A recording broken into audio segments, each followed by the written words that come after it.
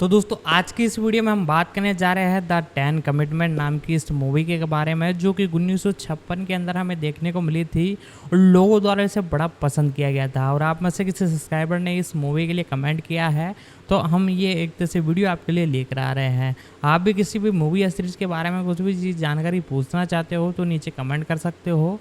बाकी एक तरह से हम हर एक तरह से जो मूवी या सीरीज़ उसके ऊपर वीडियो तो लाते ही रहते हैं। अब दोस्तों इस मूवी के बारे में सारी कुछ जानकारी हम जानना चालू करते हैं। द 10 कमांडमेंट्स 1956 की अमेरिकी महाकाव्य धार्मिक ड्रामा फिल्म है, जिसका निर्माण, निर्देशन और वर्णन सेसिल बी. डैमिल ने किया है। 5 इसे विस्टाविजन, टेक्निकला द्वारा रंगीन में शूट किया गया है और पैरामाउंट पिक्चर्स द्वारा रिलीज किया गया है। ये फिल्म डोरोथी क्लार्क विल्सन के 1949 के उपन्यास प्रिंस ऑफ इजिप्ट, 6 जेच इंग्राहम के 1859 के उपन्यास पिलर ऑफ फायर, 7 ए साउथॉर्न के 1937 के उपन्यास ऑन ईगल्स विंग्स, 8 और बुक ऑफ एक्सोस पर आधारित है। बाइबल में पाया जाता है। 10 आज्ञाएं मिस्र के एक दत्तक राजकुमार मूसा के जीवन की बाइबल कहानी को नाटकीय रूप से चित्रित करती हैं, जो अपने वास्तविक भाइयों गुलाम इब्रानियों का उद्धारकर्ता बन जाता है और उसके बाद पलायन को माउंट सिनाई की ओर ले जाता है, जहां वह ईश्वर से 10 आज्ञाएं प्राप्त करता है। फिल्म में मुख्य भूमिका में चार्ल्टन हेस्टन, रामेसिस के रूप में यूल ब्रायना, नेफ्रेटरी के रूप में एनी बैक्स्टर, दाथन के रूप में एडवर्ड जी रॉबिन्सन, जिपोरा के रूप में यवोन डी कार्लो, लिलिया के रूप में डेब्रा पेजेट और जोशुआ के रूप में जॉन डेरेक हैं, और इसमें सेठी आई के रूप में सर सेरिक हॉडविक, बितिया के रूप में नीना फोच, योचबेल के रूप में माथा स्कॉट, मेमनैट के रूप में जूडिथ एंडरसन और अबाका के रूप में विंसेंट प्राइस शामिल हैं। 5. मिस्र, माउंट सिनाई और सिनाई प्रायद्वीप में स्थान पर फिल्माया गया द 10 कमांडमेंट्स डैमिल का सबसे सफल काम था। उनकी पहली वाइड स्क्रीन फिल्म, उनका चौथा बाइबल निर्माण और 1959 में उनकी मृत्यु से पहले उनका अंतिम निर्देशन प्रयास था। 9 यह एक है। यह उनकी 1923 की इसी शीर्षक वाली मूक फिल्म की प्रस्तावना का रीमेक है और इसमें मोशन पिक्चर के लिए अब तक बनाए गए सबसे बड़े बाहरी सेटों में से एक है। 9 4 पटकथा लेखकों, 3 कला निर्देशकों और 5 पोशाक डिजाइनरों ने फिल्म पर काम किया। आंतरिक सेट का निर्माण पैरामाउंट के हॉलीवुड साउंड स्टेज पर किया गया था। मूल रोड शो संस्करण में डैमिल द्वारा ऑन स्क्रीन परिचय शामिल था और इसे 8 नवंबर 1956 को संयुक्त राज्य अमेरिका के सिनेमाघरों में रिलीज किया गया था और इसकी रिलीज के समय यह अब तक की सबसे महंगी फिल्म थी। 9 1957 में फिल्म को 7 अकादमी पुरस्कारों के लिए नामांकित किया गया था, जिसमें सर्वश्रेष्ठ चित्र, सर्वश्रेष्ठ दृश्य प्रभावों के लिए अकादमी पुरस्कार जीतना जॉन पी. फुल्टन एएससी भी शामिल था। 10 डैमिली ने सर्वश्रेष्ठ निर्देशक के लिए विदेशी भाषा प्रेस फिल्म क्रिटिक्स सर्कल पुरस्कार जीता। 11 चार्ल्टन हेस्टन को मोशन पिक्चर नाटक में एक अभिनेता द्वारा सर्वश्रेष्ठ प्रदर्शन के लिए गोल्डन ग्लोब पुरस्कार के लिए नामांकित किया गया था। 10 यूल ब्रायनर ने इस फिल्म के साथ साथ अनातासिया और द किंग एंड आई के लिए सर्वश्रेष्ठ अभिनेता का राष्ट्रीय समीक्षा बोर्ड पुरस्कार जीता। 10 हेस्टन, एनी बैक्स्टर और यवोन डी कार्लो ने क्रमशः सर्वश्रेष्ठ नाटकीय अभिनेता, 5वीं सर्वश्रेष्ठ नाटकीय अभिनेत्री और तीसरी सर्वश्रेष्ठ सहायक अभिनेत्री के लिए लॉरेल पुरस्कार जीते। 12 यह अब तक की सबसे अधिक वित्तीय रूप से सफल फिल्मों में से एक है, जिसने अपनी प्रारंभिक रिलीज के दौरान बॉक्स ऑफिस पर लगभग $122 और 70 सेंट मिलियन की कमाई की। यह 1956 की सबसे सफल फिल्म और दशक की दूसरी सबसे ज्यादा कमाई करने वाली फिल्म थी। गिनीज वर्ल्ड रिकॉर्ड्स के अनुसार नाटकीय प्रदर्शन के मामले में यह अब तक की 8वीं सबसे सफल फिल्म है, जब बॉक्स ऑफिस की कमाई को मुद्रास्फीति के लिए समायोजित किया जाता है। 1999 में फिल्म को सांस्कृतिक, ऐतिहासिक या सौंदर्य की दृष्टि से महत्वपूर्ण होने के कारण लाइब्रेरी ऑफ कांग्रेस द्वारा संयुक्त राज्य अमेरिका की राष्ट्रीय फिल्म रजिस्ट्री में संरक्षण के लिए चुना गया था।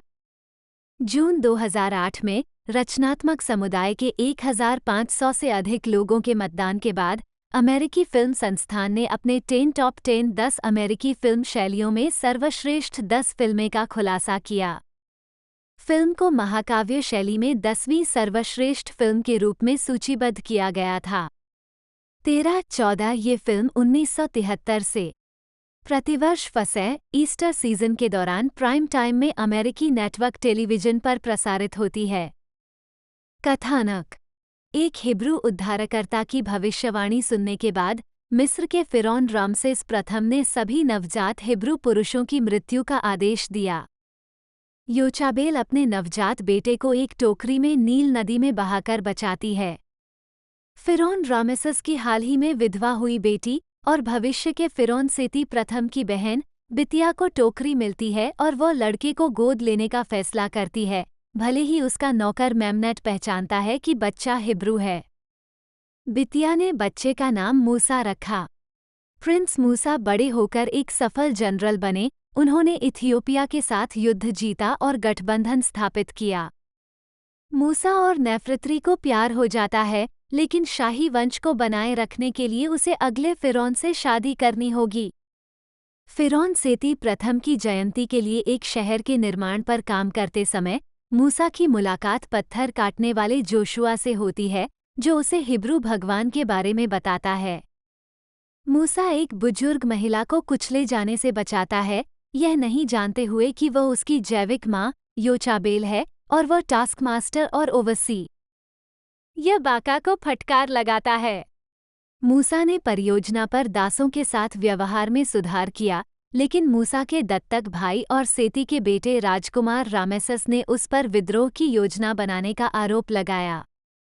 मूसा का कहना है कि वह अपने कर्मचारियों को अधिक उत्पादक बना रहा है, जिससे राम्स को आश्चर्य होता है कि क्या मूसा ही वो व्यक्ति है जिसे इब्री उद्धारकर्ता कह रहे हैं। नेफ्रित्री को मेमनेट से पता चलता है कि मूसा हिब्रू दासों का पुत्र है। वह मेमनेट को मार देती है, लेकिन मूसा को कहानी तब बताती है जब उसे लेवी के कपड़े का वह टुकड़ा मिलता है जिसे उसने एक बच्चे के रूप में लपेटा था, जिसे मेमनेट ने रखा था। मूसा बितिया का पीछा करते हुए योचबेल के घर जाता है, जहां वह अपनी जैविक माँ, भाई हारून और बहन मिरियम से मिलता है। मूसा ने दासों के साथ काम करके उनके बारे में और अधिक सीखा। नेफ्रित्री ने उससे महल में लौटने का आग्रह किया, ताकि जब वह फिरौन बन जाए तो वह अपने लोगों की मदद कर सके, जिसके लिए वह अंतिम कार्य पूरा करने के बाद सहमत होता है। मूसा ने बाका को मारकर यहोशू को मौत से बचाया और यहोशू को बताया कि वह भी हिब्रू है। इस स्वीकारोक्ति को हिब्रू पर्यवेक्षक दाथन ने देखा है, जो फिर राजकुमार रामेसस को रिपोर्ट करता है। गिरफ्तार होने के बाद मूसा ने बताया कि वह उद्धारकर्ता नहीं है, लेकिन यदि वह कर सकता है तो दासों को मुक्त कर देगा। सेठी आई ने राजकुमार रामेसस को अपना एकमात्र उत्तराधिकारी घोषित किया और रामेसस ने मूसा को रेगिस्तान में निर्वासित कर दिया। इस समय मूसा को अपनी मां की मृत्यु के बारे में पता चलता है। मूसा रेगिस्तान से होते हुए मिद्यान के एक कुएं तक जाता है। अमालेकियों से 7 बहनों की रक्षा करने के बाद मूसा को लड़कियों के पिता जेथरो, एक बेडैन शेख, के साथ रखा गया, जो इब्राहिम के भगवान की पूजा करता है। मूसा ने जेथरो की सबसे बड़ी बेटी जिपोराह से शादी की। बाद में उसे यहोशू मिलता है, जो मिस्र में इब्रियों पर लगाए गए कठिन परिश्रम से बच गया है। चरवाहे के दौरान मूसा ने सिनाई पर्वत के शिखर पर जलती हुई झाड़ी देखी और भगवान की आवाज़ सुनी। मूसा इब्रानियों को मुक्त कराने के लिए मिस्र लौट आया। मूसा रामसेस से पहले आता है, जो अब फिरौन रामसेस द्वितीय है, दासों की स्वतंत्रता जीतने के लिए अपने कर्मचारियों को कोबरा में बदल देता है। जेम्स अपनी लाठियों से वही चाल चलता है, लेकिन मूसा का सांप उसे निगल जाता है। रामेसस ने इब्रानियों को ईंटें बनाने के लिए पुआल उपलब्ध कराने पर रोक लगा दी। नेफ्रित्री ने मूसा को इब्रानियों द्वारा पत्थर मारकर हत्या करने से बचाया, जिसमें उसने खुलासा किया कि वह शादीशुदा है। मिस्र में विपत्तियां फैली हुई हैं। मूसा ने खन्नम के त्योहार पर नील नदी को खून में बदल दिया और फिरौन के महल पर जलते हुए ओले बरसाए। मूसा ने उसे चेतावनी दी कि मिस्र पर आने वाली अगली विपत्ति स्वयं फिरौन द्वारा बुलाई जाएगी। विपत्तियों से क्रोधित होकर रामेसस ने आदेश दिया कि सभी पहले जन्मे नर इब्रियों को मार दिया जाएगा, लेकिन इसके बजाय मौत के एक बादल ने मिस्र के सभी पहले जन्मे लोगों को मार डाला, जिसमें रामेसस और नेफ्रेटरी का बच्चा भी शामिल था। अपने उत्तराधिकारी के खोने से निराश होकर फिरौन ने रानियों को निर्वासित कर दिया, जिन्होंने मिस्र से पलायन शुरू किया। नेफ्रेटरी द्वारा ताना मारे जाने के बाद रामेसस अपने रथों को ले जाता है और इब्रियों का लाल सागर तक पीछा करता है। मूसा ने आग के खंभे और लाल सागर को विभाजित करके मिस्रवासियों को रोकने के लिए ईश्वर की मदद का उपयोग किया। इब्रानियों के सुरक्षित निकलने के बाद मूसा ने पानी की दीवारें छोड़ दी, जिससे मिस्र की सेना डूब गई। तबाह हुआ रामसेस खाली हाथ नेफ्रेटरी के पास लौट आया और कहा कि वह अब मूसा के भगवान को भगवान के रूप में स्वीकार करता है। मूसा फिर यहोशू के साथ पहाड़ पर चढ़ गया। वह 2 पत्थर की पट्टियों में भगवान द्वारा बनाई गई 10 आज्ञाओं को देखता है। इस बीच अधीर दाथन लोगों को बताता है कि मूसा मर चुका है और अनिच्छुक हारून से एक सुनहरे बछड़े की मूर्ति बनाने का आग्रह करता है। एक जंगली सेटनलिया घटित होता है और अधिकांश इब्रानियों द्वारा एक पतनशील तांडव आयोजित किया जाता है। जब परमेश्वर ने उसे इब्रानियों के व्यभिचार में गिरने की सूचना दी, तो मूसा यहोशू के साथ पहाड़ से नीचे उतरा। पतन की दृष्टि से क्रोधित होकर वह इब्रानियों को अयोग्य मानता है और सुनहरे बछड़े पर गोलियां तोड़ देता है। बछड़ा फट जाता है, जिससे दातान और दुष्ट मौज मस्ती करने वाले मारे जाते हैं। शेष इब्रियों को 40 वर्षों तक जंगल में भटकने के लिए मजबूर किया जाता है। एक बुजुर्ग मूसा बाद में इब्रानियों को कनान की ओर ले गया। हालांकि वह प्रभु की पिछली अवज्ञा, संघर्ष के जल में ईश्वर को क्रोधित करना के कारण वादा किए गए देश में प्रवेश नहीं कर सकता। इसके बजाय वह यहोशू को नेता के रूप में नामित करता है और माउंट नेबो में इब्रानियों को विदाई देता है। कास्ट करें। मूसा के रूप में चार्ल्टन हेस्टन और जलती हुई झाड़ी में ईश्वर की आवाज 15। रामेसस द्वितीय के रूप में यूल ब्रायनर। एनी बैक्स्टर नेफ्रेटरी के रूप में। एडवर्ड जी रॉबिन्सन दाथन के रूप में। सेफोरा के रूप में यवोन डी कार्लो। लिलिया के रूप में डेबरा पगेट। जोशुआ के रूप में जॉन डेरेक। सेठी प्रथम के रूप में सर सेरिक हॉडविक। बितिया के रूप में नीना फोच। योचबेल के रूप में माथा स्कॉट। मेमनेट के रूप में जूडिथ एंडरसन। बाका के रूप में विंसेंट प्राइस। जॉन कैरोडाइन हारून के रूप में। मरियम के रूप में ऑलिव डीरिंग। लिटिल मिरियम के रूप में बैबेट बैंसोला। जेम्स के रूप में डगलस डम्ब्रिल। फ्रैंक डी कोवा अबीराम के रूप में। पेंटोर के रूप में हेनरी विलकॉक्सन। जेथरो के रूप में एडवर्ड फ्रांज। मेरिट के रूप में डोनाल्ड कर्टिस। हूर बेन कालेब के रूप में लॉरेंस डोबकिन। अम्मीनादाब के रूप में एच.बी. वॉर्नर। एलिशेबा के रूप में जूलिया फे। जेथरो की बेटियों के रूप में लिसा मिशेल, नोएल विलियम्स, जोआना मलिन, पैट रिचर्ड, जॉयस वैंडरवीन और डायने हॉल।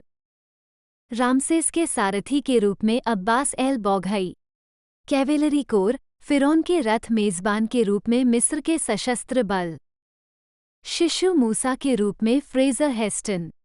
जॉन मिल्जान अंधे व्यक्ति के रूप में। साइमन के रूप में फ्रांसिस जे मैकडोनाल्ड। रामेसस प्रथम के रूप में इयान कीथ। एलिजार के रूप में पॉल डी रॉल्फ। इथियोपिया के राजा के रूप में वुड्रो स्ट्रोड। गेरशोम के रूप में टॉमी डुरान। रामेसस के बेटे के रूप में यूजीन माजला, अमुन। रामसे हिल कोरह के रूप में। कोरह की पत्नी के रूप में जोन वुडबरी। एस्ते ब्राउन राजकुमारी थार्बिस के रूप में। उत्पादन, लेखन, अंतिम shooting script Aeneas MacKenzie, Jesse Lasky junior, Jack Gariss और फ्रेडरिक एम. फ्रैंक द्वारा लिखी गई थी। 17 इसमें डोरोथी क्लार्क विल्सन की Prince of Egypt, Joseph Holt Ingraham की पिलर ऑफ फायर और आर्थर यूस्टिस साउथन की ऑन ईगल्स विंग्स की सामग्री भी शामिल थी। 18 फिल्म के शोधकर्ता हेनरी नोएडलिंगर ने मूसा के जीवन के छूटे हुए वर्षों को भरने के लिए मिड्राश रब्बा, फिलो की लाइफ ऑफ मोसेस और जोसेफस और यूसेबियस के लेखन जैसे प्राचीन ऐतिहासिक ग्रंथों का परामर्श लिया। 18 और, जैसा कि फिल्म के आखिरी शुरुआती शीर्षक कार्ड में कहा गया है, द होली स्क्रिप्चर्स। कास्टिंग। प्रमुख भूमिकाएं। डेमिल के पास चार्ल्टन हेस्टन की एक तस्वीर है जिसमें वह माइकल एंजेलो के मूसा को देख रहा है। मूर्तिकला के प्रति हेस्टन की समानता ने उन्हें मूसा की भूमिका जीतने में मदद की। 19 प्री प्रोडक्शन के शुरुआती चरणों के दौरान डेमिल ने मूसा की भूमिका में एक मध्यम आयु वर्ग के व्यक्ति को कास्ट करने पर विचार किया। 20 उन्होंने 56 वर्षीय अभिनेता और होपालोंग कैसिडी स्टार विलियम बॉर्ड को ये भूमिका निभाने की पेशकश की, लेकिन बॉर्ड ने इसे ठुकरा दिया क्योंकि उन्हें लगा कि उनकी काउबॉय प्रसिद्धि उनके मूसा के चित्रण में हस्तक्षेप करेगी। 21 चार्ल्टन हेस्टन, जिन्होंने पहले the greatest show on earth में डेमिल के साथ काम किया था, ने अंततः प्राचीन मिस्र के बारे में अपने ज्ञान और माइकल एंजेलो का मूसा की मूर्ति के प्रति अपनी मजबूत समानता से डेमिल को अपने ऑडिशन में प्रभावित करने के बाद भूमिका जीत ली। 19 हेस्टन को जलती हुई झाड़ी के रूप में ईश्वर की आवाज़ बनने के लिए भी चुना गया था। 15 जिसे नर्म और निचले रजिस्टर में बदल दिया गया था। डेमिल ने रामेसेस द्वितीय की भूमिका को नाटकीय ताकत में मूसा के बराबर का हिस्सा बताया। 22 Rory Calhoun, Jeff Chandler, Anthony Dexter, Mel Ferrer, Stewart Granger, William Holden और माइकल रेनी को फिल्म के प्रमुख प्रतिपक्षी की भूमिका निभाने के लिए माना गया। 23 डेमिल ने यूल ब्रायनर को Broadway musical the king and I में देखा और उनसे मिलने के लिए मंच के पीछे गए। उन्होंने ब्रायनर को रामेसेस के दृष्टिकोण से फिल्म की कहानी सुनाई और उन्हें भूमिका की पेशकश की। 22 एनी बैक्स्टर ने लिखा, लगभग 3200 साल पहले नेफ्रेटरी ने ग्लैमर क्षेत्र पर राज किया था, और यह आश्चर्य की बात है कि उस समय की महिलाएं किसी पुरुष का पीछा करने की कला के बारे में कितना जानती थीं। 24 स्तंभकार लॉयला पार्सन्स ने नेफ्रेटरी की भूमिका को वर्ष की सबसे अधिक मांग वाली भूमिका माना। 25 Ann Blyth, Vanessa Brown, Joan Evans, Rhonda Fleming, Coleen Gray, Jane Griffiths, Audrey Hepburn, Jean Marie, Vivien Leigh, Jane Russell और जोन टेलर को फिल्म की प्रमुख महिला किरदार को चित्रित करने के लिए माना गया। 26 डेमिल को ऑड्रे हैपबर्न पसंद थी, लेकिन जब उसने देखा कि उसका फिगर नेफ्रेटरी की असाधारण वेशभूषा के लिए पर्याप्त सुडौल नहीं था, तो उसने उसे बाहर कर दिया। 27 एनी बैक्स्टर को इस भूमिका के लिए चुना गया। 28 उन्होंने अपने संस्मरण में लिखा, केवल एक ही डेमिल था और दुनिया में ऐसा कोई अभिनेता नहीं था जो सिर्फ एक बार उसके लिए काम नहीं करना चाहता था, भले ही उसका वेतन कितना भी कम या लंबा हो। 29 दुष्ट पर्यवेक्षक दाथन की भूमिका के लिए कई अभिनेताओं पर विचार किया गया, जिनमें Raymond Burr, Lee J Cobb, Leo Genn, Victor Jory, Fredric March, Raymond Massey, Stephen McNally, Gary Merrill, Arnold Moss, Robert Newton, Hugo Brian शामिल थे। Jack Palance, Eric Pohlmann, Basil Rathbone, Dale Robertson, Robert Ryan, George Sanders, Everett Sloane और Peter Ustinov. 23 DeMille Dathan के रूप में Jack पालेंस को लेकर उत्साहित थे, लेकिन पैलास के एजेंट ने स्क्रिप्ट का एक हिस्सा चुराने पर डेमिल को नाराज कर दिया और उस हिस्से को फिर से लिखने की मांग की। 30 रेमंड मैसी को इस भूमिका के लिए साइन किया गए था, लेकिन बाद में उन्होंने इसे ठुकरा दिया। 31 फिर डेमिल ने एडवर्ड जी रॉबिन्सन को चुना, जिन्हें हॉलीवुड में ब्लैकलिस्ट किया गया था। अपनी आत्मकथा में रॉबिन्सन ने याद किया, मिस्टर डेमिले को लगा कि मेरे साथ अन्याय हुआ है और उन्होंने अपने लोगों से कहा कि वे मुझे ये भूमिका दें। सेसिल बी डेमिले ने मुझे फिल्मों में लौटा दिया। सेसिल बी डेमिले ने मेरा आत्मसम्मान बहाल किया। 32 मूसा की पत्नी जिपोरा का नाम बदलकर सेफोरा कर दिया गया, जो वर्तनी डॉय रिम्स बाइबल में दिखाई देती है। 33 Judith Ames, Anne Bancroft, Anne Baxter, Shirley Booth, Diane Brewster, Peggie Castle, June Clayworth, Linda Darnell, Laura Elliot, Rhonda Fleming, Rita Gam, Grace Kelly, Jacqueline Green, Barbara Hale, Allison Hayes, Frances Lansing, Patricia Neal, Mary Palmer, Jean Peters, Ruth Roman, Barbara Rush और Elizabeth Sellars पर इस भूमिका के लिए विचार किया गया। 34 grace केली, डेमिली की पहली पसंद, अनुपलब्ध थी। 34 एमजीएम के सोम्ब्रेरो में संत प्रकार की महिला के रूप में यवोन डी कार्लो के प्रदर्शन से डेमिली बहुत प्रभावित हुईं। 35-36 उन्होंने उसमें एक गहराई, एक भावनात्मक शक्ति, एक स्त्री शक्ति महसूस की जिसकी सेफोरा के हिस्से को जरूरत थी और जो उसने दी। 22 सहायक भूमिकाएं। इस पोस्टर में फिल्म के सितारों और प्रमुख खिलाड़ियों के चित्र प्रमुखता से दिखाए गए हैं। डेमिल ने हिब्रू वाटर गर्ल लिलिया की भूमिका के लिए Pier Angeli, Vanessa Brown, Pat Crowley, Piper Laurie, Irene Montwill, Lori Nelson, Cathy O'Donnell, Jean Peters, Donna Reed, Karen Sharpe और एलन स्टीवर्ट पर विचार किया। 37 वह इस भूमिका में पियर एंजेली को लेना चाहते थे, लेकिन एमजीएम ने पैरामाउंट को अपने अनुबंध स्टार को उधार देने से इनकार कर दिया। 37 डेबरा पगेट को 20वीं सेंचुरी फॉक्स से ऋण दिया गया था। 37 फिल्म कैसे बनाई गई, इसके तकनीकी विवरणों पर चर्चा करने में डेमिल अनिच्छुक थे, विशेष रूप से लाल सागर के विभाजन में उपयोग की जाने वाली ऑप्टिकल ट्रिग्स पर। अंततः ये पता चला कि लाल सागर के फुटेज को स्टूडियो बैकलॉट में स्थापित बड़े यू आकार के ट्रिप टैंकों से बहते पानी के फिल्म फुटेज उल्टे क्रम में के साथ जोड़ा गया था। 5-3, 5-4, 5-5 जलती हुई झाड़ियों के दृश्य में भगवान की आवाज़ चार्ल्टन हेस्टन द्वारा प्रदान की गई थी, लेकिन टैबलेट देने वाले दृश्य में भगवान की आवाज़ एक गहरी बेस आवाज़ वाले आवाज़ अभिनेता जेसी डेलोस ड्यूकेस द्वारा प्रदान की गई थी, जो मॉर्मन टैबरनेकल के सदस्य थे। गाना बजाने वालों। इसके अतिरिक्त साल्ट लेक टैबरनेकल अंग के वोक्स ह्यूमना स्टॉप के उपयोग से ड्यूकेस की आवाज़ को बढ़ाया गया था। डी मिल, जो एलडीएस चर्च के अध्यक्ष डेविड ओ मैके के अच्छे दोस्त थे, ने मैके से अंग रिकॉर्ड करने की अनुमति मांगी और प्राप्त की। 56 संगीत।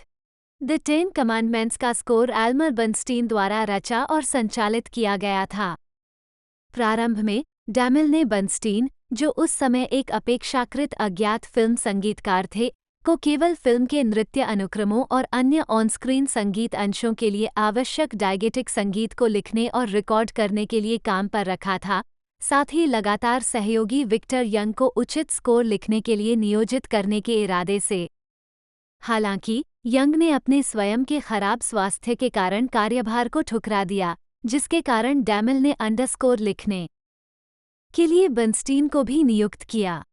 57 कुल मिलाकर बर्नस्टीन ने फिल्म के लिए 2.5 घंटे का संगीत तैयार किया, शोफर, टिपल और थेरेमिन जैसे विभिन्न जातीय और असामान्य वाद्ययंत्रों के साथ संवर्धित एक पूर्ण सिम्फनी ऑर्केस्ट्रा के लिए लेखन किया। स्कोर अत्यधिक रोमांटिक शैली में लिखा गया है, जिसमें फिल्म के पात्रों भगवान, मूसा, रामसेस, नेफ्रिटरी, दाथन, सेफोरा, लिलिया, जोशुआ आदि के लिए अद्वितीय संगीतमय लेटमोटिव्स शामिल हैं, जिनका उपयोग डेमिल के निर्देशन में प्रेरित तरीके से किया गया है। रिचर्ड वैगनर का ओपेरा स्कोर। 57 बर्नस्टीन ने अप्रैल 1955 से अगस्त 1956 तक फैले सत्रों में पैरामाउंट स्टूडियो रिकॉर्डिंग स्टेज पर डायजेटिक संगीत और स्कोर दोनों को रिकॉर्ड किया। 58 1957 में डॉट रिकॉर्ड्स द्वारा एक double LP monaural soundtrack album जारी किया गया था, जिसमें मूल फिल्म रिकॉर्डिंग के अंशों का उपयोग किया गया था। 1957 एल्बम का एक स्टीरियो संस्करण 1960 में जारी किया गया था, जिसमें बर्नस्टीन द्वारा आयोजित नई रिकॉर्डिंग शामिल थी, क्योंकि मूल फिल्म रिकॉर्डिंग, जबकि 3 चैनल स्टीरियो में रिकॉर्ड की गई थी, एलपी स्टीरियो रिलीज के लिए उचित रूप से संतुलित नहीं थी, जैसा कि रिकॉर्डिंग के समय इरादा था। फिल्म साउंडट्रैक के लिए फिल्म मास्टर्स को मोनो में मिलाना था। इस रिकॉर्डिंग ग को बाद में 1989 में MCA क्लासिक्स द्वारा CD पर जारी किया गया था। फिल्म की 10वीं वर्षगांठ के लिए यूनाइटेड आर्टिस्ट रिकॉर्ड्स ने 1966 में दूसरी स्टीरियो री रिकॉर्डिंग जारी की, जिसे बर्नस्टीन ने भी संचालित किया और इस रिलीज के लिए अद्वितीय विभिन्न ऑर्केस्ट्रा व्यवस्थाओं को नियोजित किया। 2016 में फिल्म की 60वीं वर्षगांठ के लिए इंट्राडा रिकॉर्ड्स ने स्कोर का एक 6 CD एल्बम जारी किया। 60 इंट्राडा रिलीज में पूरे 2.5 घंटे का स्कोर शामिल है, जैसा कि मूल रूप से बर्नस्टीन द्वारा रिकॉर्ड किया गया था। इसमें से अधिकांश को पहली बार वास्तविक स्टीरियो में रीमिक्स किया गया था। 60 इसके अलावा 2016 की रिलीज में फिल्म के लिए रिकॉर्ड किए गए सभी डायजेटिक संगीत मूल 1957 डॉट एल्बम मोनो में, 1960 डॉट एल्बम स्टीरियो में और 1966 यूनाइटेड आर्टिस्ट एल्बम साथ ही 12 शामिल हैं। पियानो पर डेम ला के लिए अपने विषयगत विचारों का ऑडिशन देते हुए बर्नस्टीन की 1 मिनट की रिकॉर्डिंग। 60 बॉक्स सेट ने सर्वश्रेष्ठ नए अभिलेखीय रिलीज मौजूदा स्कोर की पुनः रिलीज या पुनः रिकॉर्डिंग के लिए IFMCA पुरस्कार जीता। 61 रिलीज 10 मिनट का मूल नाटकीय ट्रेलर डैमिले द्वारा प्रस्तुत किया गया।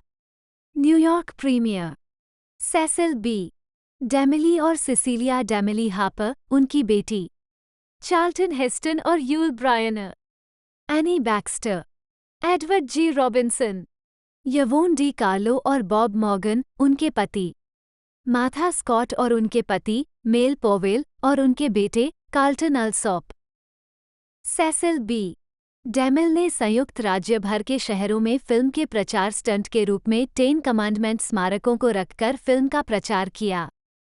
62 द 10 कमांडमेंट्स का प्रीमियर 8 नवंबर 1956 को न्यूयॉर्क सिटी के क्राइटेरियन थिएटर में हुआ। 63 प्रीमियर में भाग लेने वालों में सेसिल बी डेमिल और उनके सबसे बड़े बच्चे सिसिलिया डेमिल हापर शामिल थे। चार्ल्टन हेस्टन और उनकी पत्नी Lydia Clarke, Yul Brynner, Anne Baxter, Edward G Robinson, Yvonne De Carlo और उनके पति, बॉब मॉर्गन, मार्था स्कॉट और उनके पति, मेल पॉवेल और बेटा, कार्ल्टन अल्सॉप, विलियम होल्डन और उनकी पत्नी, ब्रेंडा मार्शल, जॉन वेन और उनकी पत्नी, पिलर पैलेटे, टोनी कर्टिस और उनकी पत्नी, जेनेट लेग और पैरामाउंट पिक्चर्स के अध्यक्ष बार्नी बल्बन। यह 1958 के मध्य तक आरक्षित सीटों के साथ रोड शो के आधार पर खेला गया, जब यह अंततः सामान्य रिलीज में प्रवेश कर गया। 64 10 कमांडमेंट्स को 1966 और 1972 में और 1989 में एक बार फिर से जारी किया गया था। 1972 और 1989 के पुन अंक में 70 मिलीमीटर और 35 मिलीमीटर प्रिंट शामिल थे, जिन्होंने चित्र के पहलू अनुपात को क्रमशः 2.201 और 2.391 में बदल दिया, जिससे क्रॉप हो गया। चित्र के मूल के ऊपर और नीचे 85 एक पहलू अनुपात है। 65 द 10 कमांडमेंट्स को 30 मार्च 1999 को DVD पर रिलीज किया गया था। 9 मार्च 2004 एक विशेष संग्राहक संस्करण के रूप में और 29 मार्च 2011 एक विशेष संस्करण और मानक संस्करण के रूप में। 66 द 10 कमांडमेंट्स को 30 मार्च 2021 को 4K UHD ब्लू-रे रिलीज प्राप्त हुआ। 67 स्वागत बॉक्स ऑफिस द 10 कमांडमेंट्स 1956 की सबसे अधिक कमाई करने वाली फिल्म थी और दशक की दूसरी सबसे सफल फिल्म थी। अप्रैल 1957 तक फिल्म ने केवल 80 थिएटरों में प्रदर्शनों से अभूतपूर्व रूप से $10 मिलियन की कमाई की थी, प्रति सप्ताह औसतन लगभग $1 मिलियन, जबकि 7 मिलियन से अधिक लोगों ने इसे देखने के लिए भुगतान किया था। 64 यह न्यूयॉर्क के क्राइटेरियन थिएटर में 70 सप्ताह तक चली और $2.7 मिलियन की कमाई की। 68 अपनी आरंभिक रिलीज के दौरान इसने उत्तरी अमेरिका में थिएटर किराए, बॉक्स ऑफिस की कुल कमाई में वितरक का हिस्सा $31 और 30 सेंट मिलियन और विदेशी बाजारों से $23 और 90 सेंट मिलियन की कमाई की, कुल मिलाकर $55 और 20 सेंट मिलियन, लगभग $122 और 70 सेंट मिलियन के बराबर टिकट की बिक्री। 4. यह अपने युग के लिए बेहद लाभदायक थी। इसने $18,500 का शुद्ध लाभ कमाया। 69. जबकि इसका उत्पादन बजट $13.27 मिलियन था, उस समय तक किसी फिल्म की सबसे अधिक लागत। 3. 1960 के अंत में वितरण से हटने के समय तक द 10 कमांडमेंट्स ने उत्तरी अमेरिकी क्षेत्र में बॉक्स ऑफिस पर गॉन विद द विंड को पीछे छोड़ दिया था। 70-71 और वैश्विक बाजार में एक गंभीर चुनौती खड़ी कर दी थी। उस समय गॉन विद द विंड के लिए दुनिया भर में $59 मिलियन की कमाई बताई गई थी। 72. गॉन विद द विंड को अगले वर्ष अमेरिकन सिविल वॉर सेंटेनियल के हिस्से के रूप में फिर से रिलीज किया जाएगा और यूएस रिकॉर्ड को पुनः प्राप्त करके बॉक्स ऑफिस पर अपनी सर्वोच्चता को फिर से स्थापित किया जाएगा। 71. इसके अलावा इस समय बेन-हर चार्ल्टन हेस्टन अभिनीत एक और बाइबल महाकाव्य, जो 1959 के अंत में जारी किया गया था, बॉक्स ऑफिस पर द 10 कमांडमेंट्स को पीछे छोड़ देगा। 4. 731966 के पुन अंक ने $6 मिलियन की कमाई की। 74 और आगे के पुन रिलीज ने कुल अमेरिकी थिएटर किराए को $43 मिलियन तक पहुंचा दिया। 7576 बॉक्स में $89 मिलियन की सकल टिकट बिक्री के बराबर। कार्यालय 65 वैश्विक स्तर पर अंततः 1979 तक इसने $9,66,230 का राजस्व एकत्र किया। 77. यह अब तक की सबसे लोकप्रिय फिल्मों में से एक बनी हुई है। गिनीज वर्ल्ड रिकॉर्ड्स के अनुसार मुद्रास्फीति के लिए समायोजित 2011 की कीमतों पर इसने बॉक्स ऑफिस पर $2 बिलियन के बराबर कमाई की है। केवल गॉन विद द विंड 1939, अवतार 2009, star wars 1977, Titanic 1997, the sound of music 1965 और ईटी द एक्स्ट्रा टेरेस्ट्रियल 1982 ने लगातार डॉलर में उच्च कमाई की है। अनुमान है कि 10 कमांडमेंट्स ने दुनिया भर के बॉक्स ऑफिस पर 262 मिलियन टिकट बेचे हैं। 78. आलोचनात्मक प्रतिक्रिया। जैसा कि श्री डैमिल ने इसे 3 घंटे और 29 मिनट की इस फिल्म में प्रस्तुत किया है, जो अब तक की उनकी सबसे बड़ी और सबसे महंगी फिल्म है, यह एक आदमी में उभरती स्वतंत्रता की भावना की एक मार्मिक कहानी है, अपने निर्माता की दिव्य प्रेरणा के तहत। और इस तरह यह आज एक जोरदार नोट पर प्रहार करता है। द न्यूयॉर्क टाइम्स के लिए बॉस्ली क्रॉथर 79. 10 कमांडमेंट्स को रिलीज होने के बाद आमतौर पर सकारात्मक समीक्षा मिली, हालांकि कुछ समीक्षकों ने बाइबल पाठ से इसके विचलन को नोट किया। न्यूयॉर्क टाइम्स के लिए बॉस्ली क्रॉथर उन लोगों में से थे जिन्होंने डैमिल के काम की सराहना की, ये स्वीकार करते हुए कि इसकी उल्लेखनीय सेटिंग्स और सजावट में, जिसमें मिस्र के शहर का एक शानदार मुखौटा शामिल है जहां से पलायन शुरू होता है, और चमकते टेक्निकल में जिसमें चित्र फिल्माया गया है, श्री डैमिल ने फोटोग्राफिक चमत्कार किया है। 79 वैरायटी ने मिस्र की महानता के दृश्यों और हजारों लोगों द्वारा इब्रियों को टास्कमास्टरों की चाबुक के तहत आश्चर्यजनक बताया और माना कि फिल्म सौंदर्य के शिखर को एक ऐसे अनुक्रम के साथ हिट करती है जो अस्पष्ट है। ये फसह का रात्रि भोज है जिसमें मूसा को अपने परिवार के साथ दिखाया गया है, जबकि मृत्यु की छाया मिस्र के पहले जन्मे बच्चों पर पड़ती है। 80 हॉलीवुड रिपोर्टर के जेम्स पॉवर्स ने फिल्म को स्क्रीन उपलब्धि का शिखर घोषित किया। ये सिर्फ एक महान और शक्तिशाली मोशन पिक्चर नहीं है, हालांकि यह एक नया मानवीय अनुभव भी है। अगर इसका एक प्रिंट होता सर्वोपरि चित्र, इसके प्रदर्शन का स्थान विश्वव्यापी तीर्थयात्रा का केंद्र बिंदु होगा। 81 लॉस एंजल्स टाइम्स के लिए समीक्षा करते हुए फिलिप के शेवा ने घोषणा की कि फिल्म लगभग एक धार्मिक अनुभव के रूप में प्रस्तुत की गई है क्योंकि यह एक नाटकीय अनुभव है। सीबी 75 साल की उम्र में भव्य तरीके से तमाशा के सबसे सक्षम जीवित निर्देशक बने हुए हैं। उनका उत्पादन उस सर्वोत्तम स्तर पर है जिसकी उनके प्रशंसकों को उम्मीद थी और उस बुरे से बहुत दूर जिसकी उनके विरोधियों को उम्मीद थी कि पुराने समय के धर्म को एक नया रूप दिया गया है।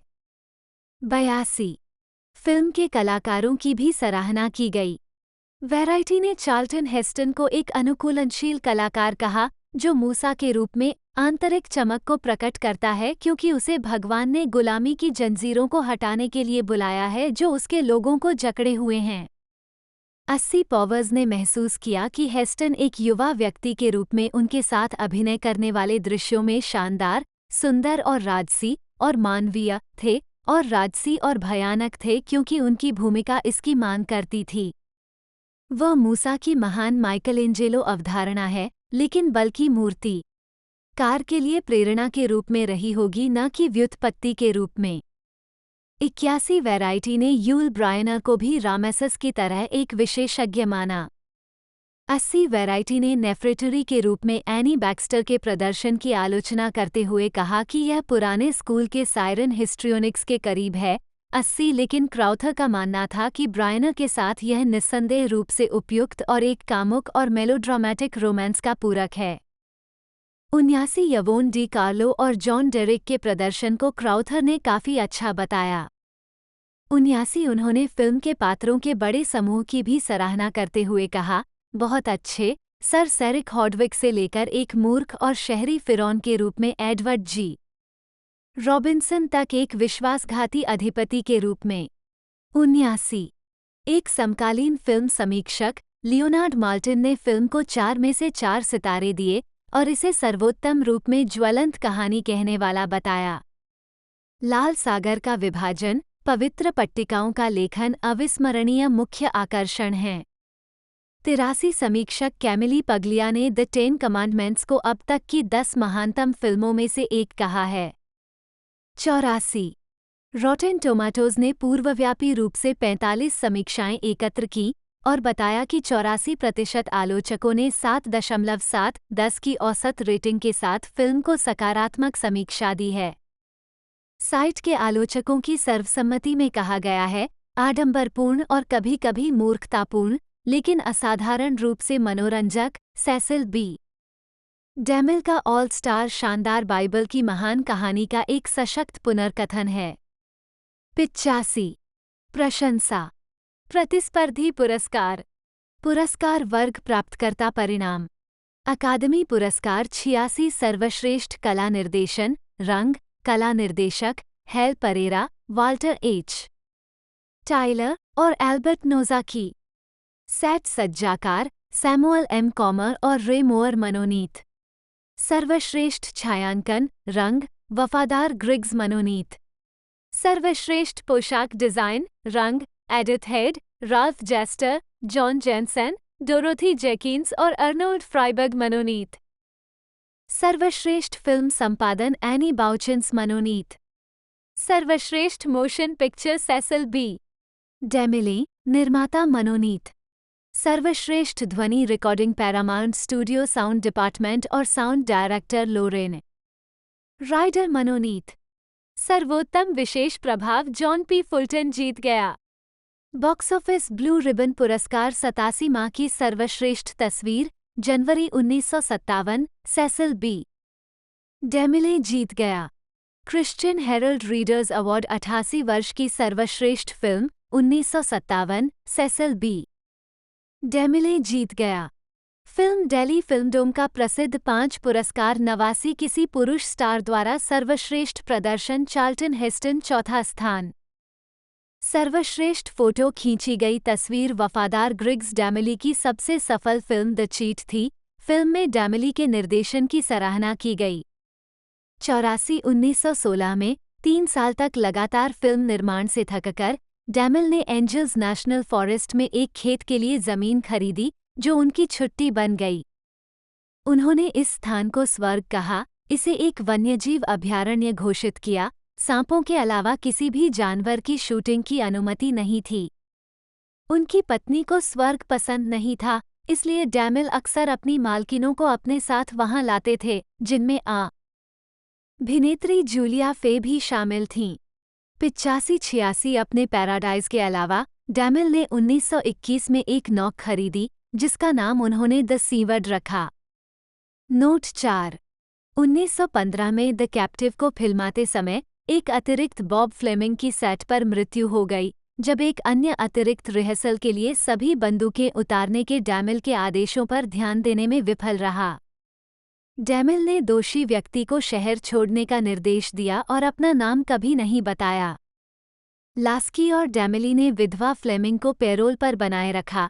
हालांकि प्रमुख अभिनेता हाउस पीटर्स सीनियर के अनुसार डेमिल ने फ्लेमिंग के अंतिम संस्कार के लिए उत्पादन बंद करने से इनकार कर दिया।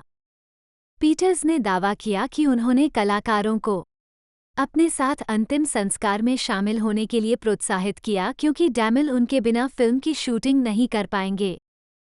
19 जुलाई 1916 को जेसी लास्की फीचर प्ले कंपनी का अडोल्फ जुकोर की फेमस प्लेयर्स फिल्म कंपनी में विलय हो गया और यह फेमस प्लेयर्स लास्की बन गई। जुकोर राष्ट्रपति बने और लास्की उपाध्यक्ष बने। 89 डीमिल को महानिदेशक के पद पर बरकरार रखा गया और गोल्डविन बोर्ड के अध्यक्ष बने। 84 लास्की, डेमिली और जुकोर के साथ लगातार झड़पों के कारण बाद में गोल्डविन को फेमस प्लेयर्स लास्की से निकाल दिया गया था। 1921 में यूरोपीय छुट्टियों के दौरान पेरिस में डेमिली को अमवाती बुखार हो गया। वह बिस्तर तक ही सीमित था और खाने में असमर्थ था। घर लौटने पर उनकी खराब शारीरिक स्थिति ने उनकी 1922 की फिल्म मैनस्लॉटर के निर्माण को प्रभावित किया। रिचर्ड बिर्चर्ड के अनुसार निर्माण के दौरान डेमिली की कमजोर स्थिति के कारण फिल्म को अस्वाभाविक रूप से घटिया माना गया। 90 प्रथम विश्व युद्ध के दौरान फेमस प्लेयर्स लास्की ने नेशनल गार्ड के तहत एक सैन्य कंपनी का आयोजन किया जिसे होम गार्ड कहा गया, जो फिल्म स्टूडियो के कर्मचारियों से बनी थी जिसके कप्तान डेमिल थे। अंततः गार्ड को एक बटालियन तक बढ़ा दिया गया और अन्य फिल्म स्टूडियो से सैनिकों की भर्ती की गई। वे सैन्य अभ्यास का अभ्यास करने के लिए फिल्म निर्माण से साप्ताहिक अवकाश लेते थे। इसके अतिरिक्त युद्ध के दौरान डेमिल ने न्याय विभाग के खुफिया कार्यालय के लिए स्वेच्छा से काम किया। प्रसिद्ध खिलाड़ियों लास्की के धामे दोस्तों, पड़ोसियों और उनके संपर्क में आए अन्य लोगों की जांच की। उन्होंने द्वितीय विश्व युद्ध के दौरान भी खुफिया कार्यालय के लिए स्वेच्छा से काम किया। 91 हालांकि डेमिल ने प्रथम विश्व युद्ध में शामिल होने पर विचार किया, लेकिन वह संयुक्त राज्य अमेरिका में रहे और फिल्में बनाईं। हालांकि उन्हें फ्रांसीसी मोर्चे के लिए एक मूवी थिएटर स्थापित करने में कुछ महीने लगे। प्रसिद्ध खिलाड़ी लास्की ने फिल्में दान की। 92 डेमिली और एडम्स ने 1920 में कैथरीन लेस्टर को गोद लिया था, जिसे एडम्स ने उस अनाथालय में पाया था जिसकी वह निदेशक थी। 93 नोट 5 1922 में दंपति ने रिचर्ड डीमिल को गोद लिया। 36 नोट 6 निंदनीय नाटक, बाइबल महाकाव्य और पैरामाउंट से प्रस्थान। सेसिल ब्लाउंट डेमिले SSLDEML 12 अगस्त 1881 21 जनवरी 1959 एक अमेरिकी फिल्म निर्माता और अभिनेता थे। 1914 और 1958 के बीच उन्होंने मूक और ध्वनि दोनों तरह की 70 फीचर फिल्में बनाईं। उन्हें अमेरिकी सिनेमा के संस्थापक पिता और फिल्म इतिहास में सबसे व्यावसायिक रूप से सफल निर्माता निर्देशक के रूप में स्वीकार किया जाता है।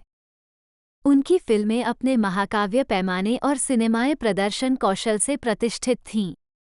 उनकी मूक फिल्मों में सामाजिक नाटक, कॉमेडी, वेस्टर्न, प्रहसन, नैतिकता नाटक और ऐतिहास का प्रतियोगिताएं शामिल थीं। वह एक सक्रिय फ्रीमेसन और न्यूयॉर्क शहर में प्रिंस ऑफ ऑरेंज लॉज #16 के सदस्य थे। 1 डेमिली का जन्म एशफील्ड, मैसाचुसेट्स में हुआ था और वे न्यूयॉर्क शहर में पले बढ़े। उन्होंने 1900 में एक मंच अभिनेता के रूप में अपना करियर शुरू किया। बाद में वह जेसी लास्की के साथ मंच प्रस्तुतियों को लिखने और निर्देशित करने लगे, जो उस समय वाडेविल निर्माता थे। डेमिल की पहली film the square man 1914 Hollywood में शूट की गई पहली पूर्ण लंबाई वाली फीचर फिल्म भी थी। इसकी अंतर्जातीय प्रेम कहानी ने इसे व्यावसायिक रूप से सफल बनाया और इसने पहली बार हॉलीवुड को अमेरिकी फिल्म उद्योग के घर के रूप में प्रचारित की। उनकी प्रस्तुतियों की निरंतर सफलता के कारण लास्की और अडोल्फ जुकोर के साथ पैरामाउंट पिक्चर्स की स्थापना हुई। उनका पहला बाइबल महाकाव्य द 10 कमांडमेंट्स 1923 आलोचनात्मक और व्यावसायिक दोनों तरह से सफल रहा। इसने 25 वर्षों तक पैरामाउंट राजस्व रिकॉर्ड कायम रखा। डीमिल ने जीसस की जीवनी द किंग ऑफ किंग्स 1927 का निर्देशन किया, जिसे अपनी संवेदनशीलता के लिए स्वीकृति मिली और 800 मिलियन से अधिक दर्शकों तक पहुंची। The sign of the cross 1932 को सिनेमाई तकनीक के सभी पहलुओं को एकीकृत करने वाली पहली ध्वनि फिल्म कहा जाता है।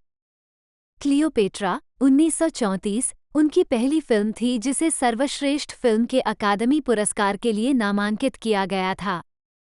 फिल्म निर्माण में 30 से अधिक वर्षों के बाद डेमिले सैम्सन और डेलिला 1949 के साथ अपने करियर में शिखर पर पहुंच गए, जो एक बाइबल काव्य है जो 1950 की सबसे ज्यादा कमाई करने वाली फिल्म बन गई। बाइबल और ऐतिहासिक कथाओं के साथ साथ उन्होंने उन्मुख फिल्मों का भी निर्देशन किया।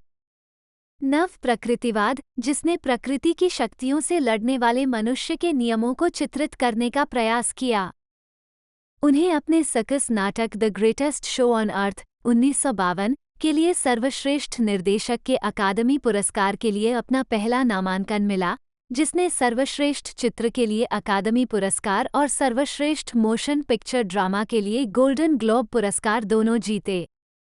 उनकी आखिरी और सबसे प्रसिद्ध फिल्म द 10 कमांडमेंट्स 1956, जो सर्वश्रेष्ठ पिक्चर अकादमी पुरस्कार के लिए नामांकित भी है, वर्तमान में मुद्रास्फीति के लिए समायोजित अब तक की 8वीं सबसे ज्यादा कमाई करने वाली फिल्म है। अपने सर्वश्रेष्ठ चित्र पुरस्कारों के अलावा उन्हें अपने फिल्मी योगदान के लिए अकादमी मानद पुरस्कार यूनियन पैसिफिक 1939 के लिए पाल्मे डी और मरणोपरांत लाइफटाइम अचीवमेंट के लिए डीजे पुरस्कार और इरविंग जी. थालबर्ग मेमोरियल पुरस्कार मिला। वह Golden Globe Cecil B. DeMille पुरस्कार के पहले प्राप्तकर्ता थे, जिसे उनके सम्मान में नामित किया गया था। 2010 के दशक में डेमिल की प्रतिष्ठा में पुनर्जागरण हुआ और उनके काम ने कई अन्य फिल्मों और निर्देशकों को प्रभावित किया है। जीवनी 1881 1899 प्रारंभिक वर्ष। एक बहुस्तरीय ईंट की इमारत जिसमें कई सफ़ेद शीशे वाली खिड़कियां हैं और ऊपरी दाएं कोने में गगनचुंबी इमारत दिखाई देती है। न्यूयॉर्क में American Academy of Dramatic Arts. Cecil Blount DeMille note 1 का जन्म 12 अगस्त 1881 को एशफील्ड, मैसाचुसेट्स में मेन स्ट्रीट पर एक बोर्डिंग हाउस में हुआ था, जहां उनके माता-पिता गर्मियों की छुट्टियां बिताने गए थे। 5 सितंबर 1881 को परिवार नवजात डेमिली के साथ न्यूयॉर्क में अपने फ्लैट पर लौट आया। 5 डेमिल का नाम उनकी दादी सिसिलिया वोल्फ और मार्गरेट ब्लाउंट के नाम पर रखा गया था। 6 वह हेनरी चर्चिल डीमिल 4 सितंबर 1853 10 फरवरी 1893 और उनकी पत्नी मटिल्डा बीट्राइस डीमिल नी सैमुअल 30 जनवरी 1853 8 अक्टूबर 1923 की न संतानों में से दूसरे थे जिन्हें इस नाम से जाना जाता है। बीट्राइस 7 उनके भाई विलियम सी. डेमिल का जन्म 25 जुलाई 1878 को हुआ था। 8 हेनरी डीमिल, जिनके पूर्वज अंग्रेजी और डच बेल्जियम मूल के थे, उत्तरी कैरोलिना में जन्मे नाटककार, अभिनेता और सामान्य पाठक थे। एपिस्कोपल चर्च में 9 डेमिली के पिता भी कोलंबिया कॉलेज, अब कोलंबिया विश्वविद्यालय, में अंग्रेजी के शिक्षक थे। 10 उन्होंने 1884 में न्यूयॉर्क शहर में स्थापित American Academy of Dramatic arts के प्रारंभिक वर्षों के दौरान एक नाटककार, प्रशासक और संकाय सदस्य के रूप में काम किया। 11 हेनरी डेमिल ने नाटक लेखन में अक्सर डेविड बेलेस्को के साथ सहयोग किया। 12 उनके सबसे प्रसिद्ध सहयोगों में The Wife, Lord Chumley, The Charity Ball और मैन एंड वीमैन शामिल हैं। 10 सेसिल बी. डेमिली की मां, बीट्राइस, एक साहित्यिक एजेंट और पटकथा लेखिका, जर्मन यहूदियों की बेटी थीं। 13 वह 1871 में अपने माता-पिता के साथ इंग्लैंड से आई थी जब वह 18 वर्ष की थी। नया आया परिवार ब्रुकलिन, न्यूयॉर्क में बस गया, जहां उन्होंने एक मध्यम वर्गीय, अंग्रेजी बोलने वाला परिवार बनाए रखा। 14 डेमिल के माता पिता की मुलाकात न्यूयॉर्क में एक संगीत और साहित्यिक समाज के सदस्यों के रूप में हुई थी। हेनरी एक लंबा, लाल बालों वाला छात्र था। बीट्राइस बुद्धिमान, शिक्षित, स्पष्टवादी और मजबूत इरादों वाली थी। 15 युवा जोड़े के अलग अलग धर्मों के कारण बीट्राइस के माता पिता की आपत्तियों के बावजूद 1 जुलाई 1876 को दोनों का विवाह हुआ। बीट्राइस एपिस्कोपलिनवाद में परिवर्तित हो गया। 15 डेमिली एक बहादुर और आत्मविश्वासी बच्चा था। 16 अपने पिता और बेलस्को को उनके नाटकों की रिहर्सल करते हुए देखकर उन्हें थिएटर से प्यार हो गया। डेमिल के लिए एक स्थायी स्मृति उनके पिता और अभिनेता एडविन बूथ के साथ दोपहर का भोजन था। 17 एक बच्चे के रूप में डेमिल ने एक रॉबिन हुड जैसा चरित्र, चैंपियन ड्राइवर, बनाया जो उनकी रचनात्मकता और कल्पना का प्रमाण है। 18 परिवार वाशिंगटन, उत्तरी कैरोलिना में रहता था। 19 जब तक हेनरी ने अपने परिवार के लिए पोम्पटन लेक्स, न्यू जर्सी में 3 मंजिला विक्टोरियन श. ली का घर नहीं बनाया, उन्होंने इस संपत्ति का नाम पामलिको रखा। 20 जॉन फिलिप सूसा परिवार के मित्र थे और डेमिली को हवा में मिट्टी के गोले फेंकने की याद है ताकि पड़ोसी एनी ओकले अपनी शूटिंग का अभ्यास कर सकें। 21 डेमिल की बहन एग्नेस का जन्म 23 अप्रैल 1891 को हुआ था। उनकी मां जन्म के समय जीवित नहीं बच पाईं। 22 एग्नेस की मृत्यु 11 फरवरी 1894 को 3 साल की उम्र में स्पाइनल मेनिंजाइटिस से हो गई। 23 नोट 2 डेमिल के माता पिता शहर में एक निजी स्कूल चलाते थे और क्राइस्ट एपिस्कोपल चर्च में पढ़ते थे। डेमिल ने याद किया कि यह चर्च वह स्थान था जहां उन्होंने द 10 कमांडमेंट्स के 1923 संस्करण की कहानी की कल्पना की थी। 25 एक युवा दिखने वाले डेमिले का हेडशॉट।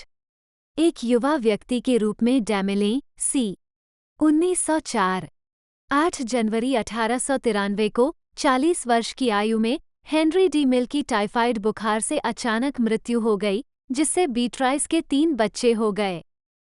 अपने परिवार का भरण पोषण करने के लिए उन्होंने फरवरी 1893 में अपने घर में लड़कियों के लिए हेनरी सी. डी मिल स्कूल खोला। 26 स्कूल का उद्देश्य युवा महिलाओं को अपने घर के प्रति महिलाओं के कर्तव्य को ठीक से समझना और पूरा करना सिखाना था, और उसका देश। 27 हेनरी डी मिल की मृत्यु से पहले बीट्राइस ने अपने पति की नाटकीय आकांक्षाओं का उत्साहपूर्वक समर्थन किया था। बाद में वह ब्रॉडवे पर दूसरी महिला प्ले ब्रोकर बन गईं। 28 हेनरी डी मिल की मृत्यु शैया पर उन्होंने अपनी पत्नी से कहा कि वह नहीं चाहते कि उनके बेटे नाटककार बने। डेमिली की मां ने उन्हें 15 साल की उम्र में चेस्टर, पेंसिल्वेनिया मिलिट्री कॉलेज, अब विडनर यूनिवर्सिटी, में भेज दिया। 29 वह स्पेनिश अमेरिकी युद्ध में शामिल होने के लिए स्कूल से भाग गए, लेकिन उम्र की आवश्यकता को पूरा करने में असफल रहे। 10 मिलिट्री कॉलेज में भले ही उनके ग्रेड औसत थे, उन्होंने कथित तौर पर व्यक्तिगत आचरण में उत्कृष्टता हासिल की। 30 डेमिल ने American academy of Dramatic arts में दाखिला लिया, अकादमी में अपने पिता की सेवा के कारण ट्यूशन मुक्त।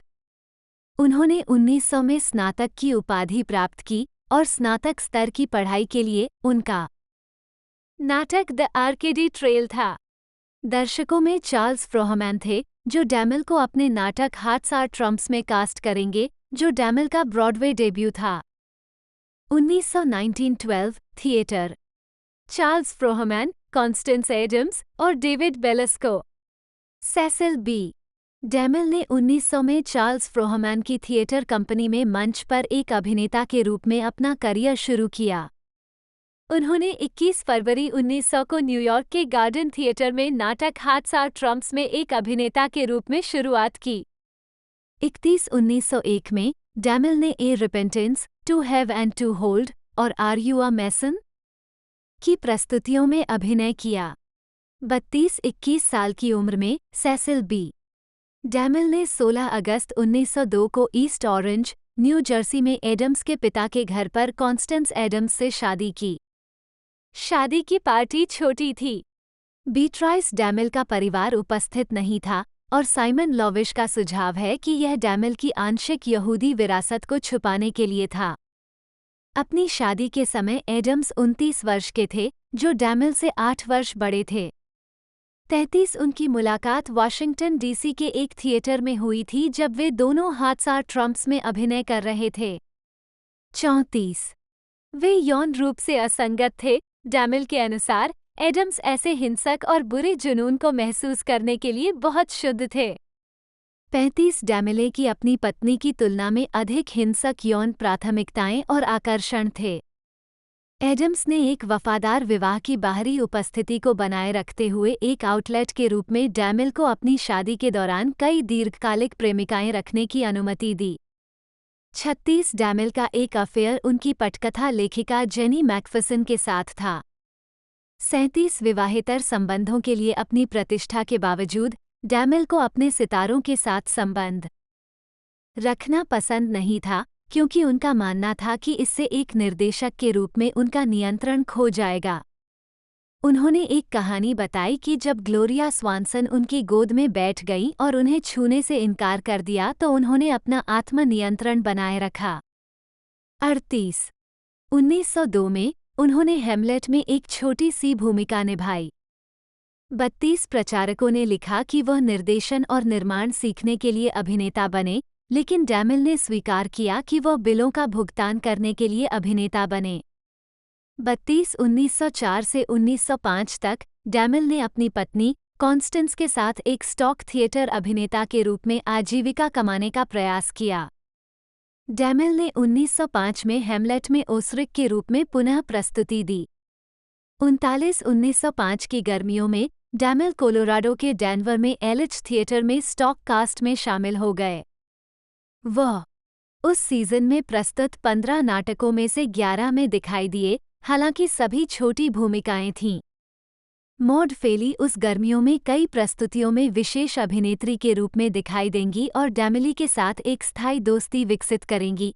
बाद में उन्होंने उसे द 10 कमांडमेंट्स में कास्ट किया। 40 उनके भाई विलियम खुद को एक नाटककार के रूप में स्थापित कर रहे थे और कभी-कभी डैमिल को सहयोग के लिए आमंत्रित करते थे। 18 डैमिल और विलियम ने the genius, the royal mounted और आफ्टर 5 में सहयोग किया। 41 हालांकि इनमें से कोई भी बहुत सफल नहीं था। विलियम डीमिल सबसे अधिक सफल तब हुए जब उन्होंने अकेले काम किया। 41 डैमिल और उनके भाई ने कई बार प्रसिद्ध इम्प्रेसारियो डेविड बेलस्को के साथ काम किया, जो उनके पिता के मित्र और सहयोगी थे। 42 डैमिल ने बाद में बेलस्को की The Girl of the Golden West, Rose of the Rancho और द वॉरेंस ऑफ वर्जीनिया को फिल्मों में रूपांतरित किया। 43 बेलस्को की the return of Peter Grimm का आधार तैयार करने का श्रेय डैमिल को दिया गया। 41 the return of Peter Grimm ने विवाद खड़ा कर दिया, क्योंकि बेलस्को ने डैमिल की अनाम पटकथा ले ली थी, पात्रों को बदल दिया था और इसे the return of Peter Grimm नाम दिया था और इसे अपने काम के रूप में प्रस्तुत किया था। डैमिल को छोटे अक्षरों में सेसिल डैमिल के एक विचार पर आधारित के रूप में श्रेय दिया गया। नाटक सफल रहा और डैमिल इस बात से व्यथित थे कि उनके बचपन के आदर्श ने उनके काम की चोरी कर ली थी। 44 रंगमंच में रुचि कम होना। डैमिल ने उन अभिनेताओं के साथ मंच पर प्रदर्शन किया जिन्हें उन्होंने बाद में फिल्मों में निर्देशित किया, चार्लोट वॉकर, मैरी पिकफोर्ड और पेड्रो डी कॉर्डोबा। डैमिल ने नाटकों का निर्माण और निर्देशन भी किया। 45 1905 में द प्रिंस चैप में अर्ल ऑफ हंटिंगटन के रूप में उनके प्रदर्शन को दर्शकों ने खूब सराहा। 39 डैमिल ने मंचीय प्रदर्शनों के बीच में अपने कुछ नाटक लिखे, लेकिन उनका नाटक लेखन उतना सफल नहीं रहा। 41 उनका पहला नाटक the pretender a play in a prologue and 4 acts था, जो 17वीं सदी के रूस पर आधारित था। 39 उनके द्वारा लिखा गया एक और अप्रकाशित नाटक सन ऑफ द विंड्स था, जो एक पौराणिक मूल अमेरिकी कहानी थी। 46 घुमंतू अभिनेताओं के रूप में डैमिल और उनकी पत्नी के लिए जीवन कठिन था, हालांकि यात्रा से उन्हें संयुक्त राज्य अमेरिका के उस हिस्से का अनुभव करने का मौका मिला जिसे उन्होंने अभी तक नहीं देखा था। 47 डैमिल ने कभी कभी निर्देशक E.H. सोथन के साथ काम किया, जिन्होंने अपने काम में डैमिल के बाद के पूर्णतावाद को प्रभावित किया। 47 1907 में बीट्राइस के छात्रों में से एक, एवलिन नेस्बिट के एक घोटाले के कारण हेनरी डी मिल स्कूल ने छात्रों को खो दिया। स्कूल बंद हो गया और बीट्राइस ने दिवालियापन के लिए दायर किया। 48 डैमिल ने एक और नाटक लिखा जिसका मूल नाम सार्जेंट डेविल में केयर था, जिसका नाम बदलकर द रॉयल माउंटेड रखा गया। उन्होंने स्टैंडर्ड ओपेरा कंपनी के साथ भी दौरा किया, लेकिन डैमिली की गायन क्षमता को दर्शाने वाले कुछ रिकॉर्ड हैं। 5 नवंबर 1908 को डैमिले की एक बेटी, सिसिलिया, हुई, जो उनकी एकमात्र जैविक संतान होगी। 1910 के दशक में डैमिल ने अन्य लेखकों के नाटकों का निर्देशन और निर्माण शुरू किया। 50 डैमिली गरीब थी और उसे काम खोजने के लिए संघर्ष करना पड़ा। नतीजतन उनकी मां ने उन्हें अपनी एजेंसी द डैमिली प्ले कंपनी के लिए काम पर रखा और उन्हें एक एजेंट और नाटककार बनना सिखाया। आखिरकार वह एजेंसी के मैनेजर बन गए और बाद में अपनी मां के साथ जूनियर पार्टनर बन गए। 51 1911 में जब लास्की अपने नए संगीत के लिए एक लेखक की तलाश कर रहे थे, तब डैमिल की मुलाकात वाडेविल निर्माता जेसी लास्की से हुई। उन्होंने शुरुआत में विलियम डीमिल की तलाश की। विलियम एक सफल नाटककार थे, लेकिन डैमिल अपने नाटकों द रॉयल माउंटेड और द जीनियस की विफलता से पीड़ित थे। हालांकि बीट्राइस ने इसके बजाय लास्की को डैमिल से मिलवाया। 52 डैमिली और लास्की के सहयोग से कैलिफोर्निया नामक एक सफल संगीत का निर्माण हुआ, जो जनवरी 1912 में न्यूयॉर्क में शुरू हुआ। 53 डैमिली लास्की का एक और उत्पादन जो जनवरी 1912 में शुरू हुआ, वो द एंटिक गर्ल था।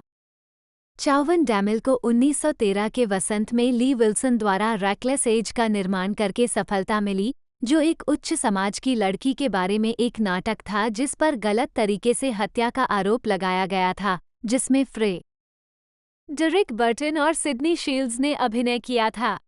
55-56 हालांकि थिएटर में बदलाव के कारण डैमिल के मेलोड्रामा बनने से पहले ही अप्रचलित हो गए और सच्ची नाटकीय सफलता उनसे दूर हो गई। उन्होंने कई फ्लॉप फिल्में बनाईं। 57 थिएटर में काम करने के प्रति उदासीन हो जाने के बाद डैमिल का फिल्म के प्रति जुनून तब जागृत हुआ जब उन्होंने 1912 की फ्रांसीसी फिल्म ले समोज डे ला रेन एलिजाबेथ देखी। 58 1913 1914 फिल्मों में प्रवेश। अवधि 1 घंटा 12 मिनट और 28 सेकंड। 1-12-28। द स्क्वायर मैन 1914 पूरी फिल्म। दृश्य में बदलाव की इच्छा रखते हुए सेसिल बी.